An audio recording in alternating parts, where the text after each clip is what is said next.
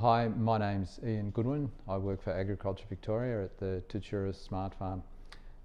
I lead one of the PIPS3 projects, the Smarter Pear Orchards project, and as part of that project we're trying to better understand colour development and colour loss, in other words colour bleaching in pears. What we know already from studies we've done is that pears are very responsive to light during that colour development period. So in other words, if we put a shade on a piece of fruit in the tree, it'll nearly immediately start to lose colour, and within 2 weeks the colour will be completely gone. When we take that shade off, the colour comes back reasonably quickly as well. So within 2 weeks after taking the shade off, the colour comes back again. But what we don't understand is what temperature might be doing, particularly in terms of getting closer to harvest, when we've just observed casually that temperature seems to cause colour to be lost. In other words, it starts to bleach out.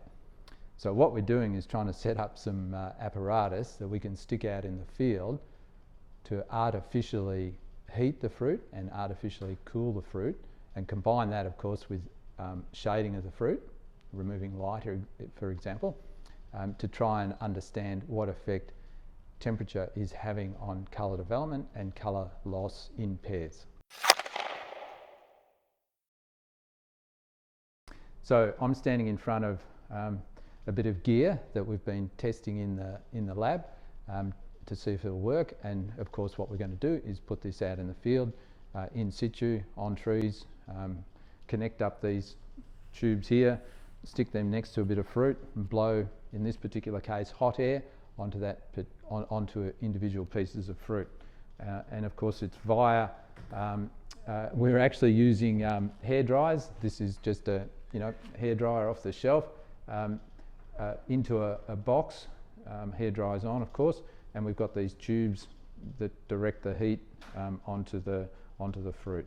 This tube, as I said, is blowing hot air onto a fruit, and what we'll do is actually measure the colour of the fruit. We can do that with handheld sensors that we go up to the fruit and measure its colour, but we're also measuring the fruit surface temperature with thermocouples. So what we do is we stick a fine wire thermocouple just under the skin of the fruit, and that is hooked up to a data logger, so it's continuously measuring the fruit surface temperature. And we might take measurements every minute. Every minute we're taking a measure of that fruit surface temperature, and we're just doing it continuously day after day, and we can explore, well, we can actually measure how much this apparatus is heating the fruit, and of course combine that with our measurements with other instruments of colour. So this is our cooling apparatus.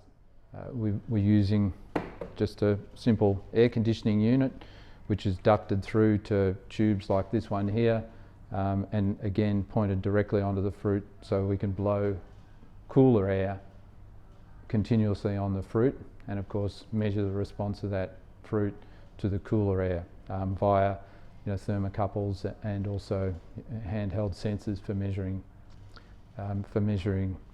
colour. The reason why we've gone to this level of apparatus and detail is because we need to control the conditions. It's near impossible to rely on variability from ambient temperature to fully understand the effect of temperature on fruit colour development and fruit colour loss.